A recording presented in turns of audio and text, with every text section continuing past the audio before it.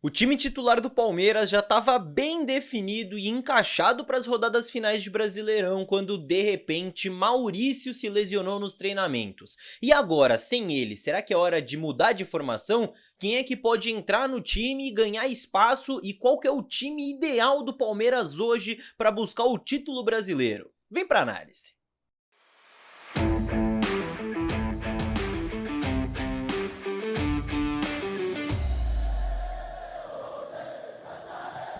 Salve, salve você que acompanha a Análise Verdão aqui no YouTube, meu nome é Leonardo Suzuki, sejam muito bem-vindos a mais um vídeo, meus amigos. Hoje é dia de uma análise muito pedida, porque afinal de contas, finalmente a data FIFA acabou, né, já era a hora, graças a Deus, e o Palmeiras precisa definir o seu time para a reta final de campeonato. Até algumas semanas atrás, essa escalação era super definitiva do time titular do Palmeiras, mas aí começaram os problemas, algumas suspensões, lesões, né, primeiro o Estevão, depois agora o Maurício, e essa é de fato uma perda complicada para o time. Primeiro porque o Maurício tinha encaixado muito bem e ele era parte fundamental dessa nova engrenagem do Palmeiras. Ele fazia muito bem esse triângulo do lado esquerdo do campo funcionar, era um jogador que dava uma dinâmica importante nesse sentido. Claro que Felipe Anderson e Caio Paulista seguem titulares, mas eles vão ter que se adaptar a um novo companheiro por ali. Era impressionante a velocidade com que os três tinham conseguido entrosamento para trocar de posição, se movimentar, tabelar, combinar jogadas, ultrapassagens, enfim. Num primeiro momento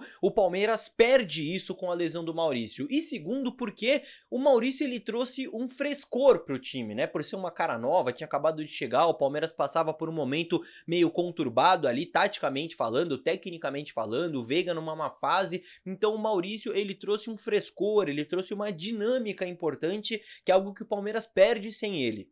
Em compensação, a gente tem um retorno para essas últimas 9 rodadas que muda o time da água pro vinho completamente, que é o Estevão. Nesse período em que o garoto esteve fora, considerando aqui os jogos contra o Vasco, contra o Atlético Mineiro e o primeiro tempo contra o Bragantino, né, que o Estevão ainda não jogou, foram sim 2 vitórias e um empate, né, não prejudicou tanto o resultado, né, a ausência do Estevão, mas uma média de finalizações a gol abaixo comparado a jogos anteriores, e 5 grandes chances perdidas de 8 criadas, então o Palmeiras perdendo muita chance nesses jogos. E eu vinha falando já desde a lesão do Estevão que o Palmeiras não perde simplesmente o seu melhor jogador, como perde o melhor jogador do campeonato. Então é claro que a ausência do Estevão ia ter uma influência negativa no time, o time ia perder de alguma forma. Da mesma maneira em que a volta do Estevão, o retorno dele ao time titular, é uma influência positiva, vai melhorar o time do Palmeiras. Inclusive, a odd pro gol do Estevão contra o Juventude lá na KTO está em 3.33, eu achei bem interessante, assim como a odd pro Palmeiras vencer, que está em 1.69. Então se você quiser fazer a sua fezinha, eu lembro você que a KTO é parceira aqui do Análise Verdão e te oferece esse cupom maravilhoso de 20% de bônus no seu primeiro depósito para você aproveitar, tá? Mas ó, já sabe, tá? Aquilo que eu sempre falo por aqui é para brincar, é para se divertir, é para maiores de 18 anos, a aposta não é renda extra, não é investimento, não é pra ficar rico, não é pra postar o dinheiro do aluguel, né, eu sempre falo isso por aqui, é aquele dinheirinho que você separa pro lazer, pra você dar uma brincada enquanto torce pro Palmeiras, certo? Se você quiser dar essa brincada, porque aqui não tem propaganda enganosa não, certo? Aposte com responsabilidade lá na KTO, link aqui na descrição pra você criar sua conta aproveitando esse bônus, graças a essa parceria maravilhosa. Agora, voltando para essa nossa análise e entendendo como fica esse Palmeiras agora com o Estevão e sem Maurício, eu acho que o primeiro jogador que ganha mais espaço com essa lesão do Maurício é o Rafael Veiga, né? Afinal de contas, ele já tinha sido o primeiro escolhido pelo Abel Ferreira para substituir o Estevão. Na minha visão, o Veiga fez um bom jogo contra o Vasco. Contra o Atlético Mineiro, ele acho que participou menos, mas foi mais decisivo, né? Fez os 2 gols ali da vitória. Mas claro que mudou muito a característica do time, né? Com a entrada do Rafael Veiga, porque ele é um jogador completamente diferente do Estevão. De qualquer forma, eu tenho 99% de certeza de que o Abel vai escolher o Veiga para substituir o Maurício, partindo daquela premissa que o Abel já vem adotando há algum tempo, e eu venho falando isso aqui nos vídeos, de mudar o mínimo possível no time, né? Ele encontrou aqueles 11 iniciais naquela sequência contra Cuiabá, contra Criciúma, contra Atlético Paranaense, e o time jogou bem. De lá pra cá, todo o desfalque que tem no time do Palmeiras, eu vejo o Abel tentando colocar em campo o reserva que menos mexe no funcionamento do time. Ele tenta mudar o mínimo possível e eu acho que ele vai repetir isso agora contra o Juventude nessa lesão do Maurício. Não só contra o Juventude, como na reta final do campeonato. O Palmeiras perdeu o seu meia canhoto, então entra o Veiga, que é o meia canhoto, para jogar exatamente onde joga o Maurício, voltando, claro, o Estevão para a ponta direita. Agora, eu acho que existem sim algumas respostas que o Veiga precisa dar em campo para provar que de fato pode manter essa engrenagem do time funcionando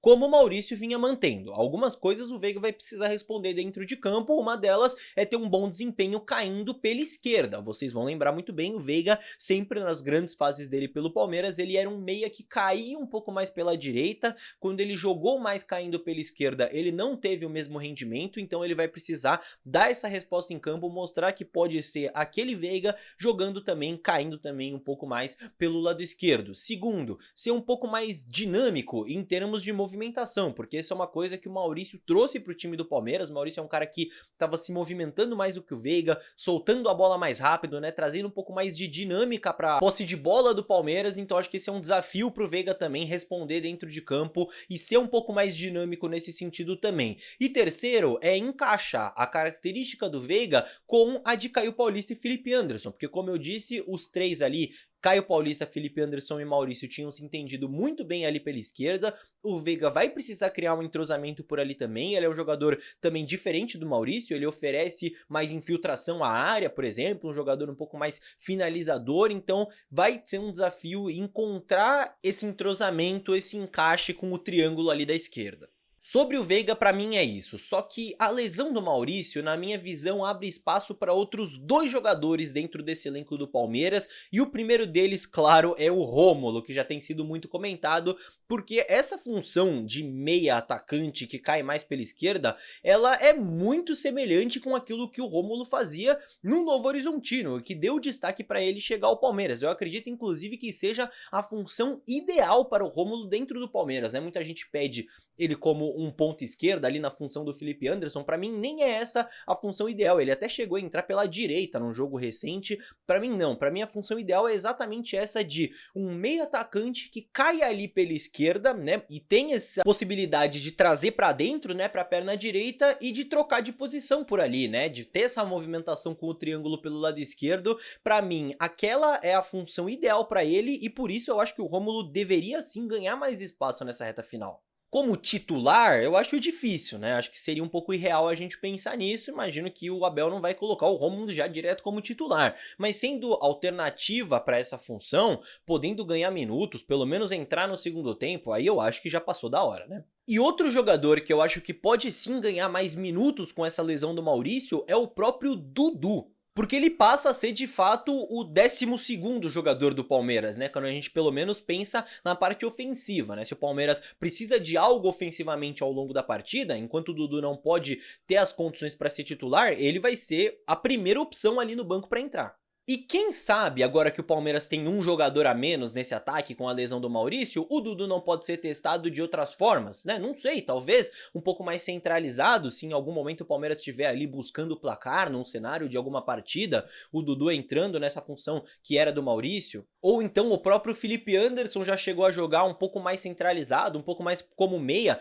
pode ser uma outra alternativa com o Dudu aberto, criar uma dobradinha. No fim das contas, quando um jogador importante lesiona, é momento de outros jogadores importantes corresponderem, assumirem a responsabilidade. Então isso vai passar por Estevão, por Felipe Anderson, por Rafael Veiga, por Flaco Lopes e por Dudu também, que vem voltando aos poucos e ganhando cada vez mais minutos, mais oportunidades. Inclusive, eu fiz uma análise tática dissecando todas as ações do Dudu em campo nos últimos 3 jogos que ele disputou. Ele somou só 30 minutos no total, mas tem muita coisa interessante pra gente observar aí, tá? Pra você conferir essa análise tática completa é só clicar aí na tela.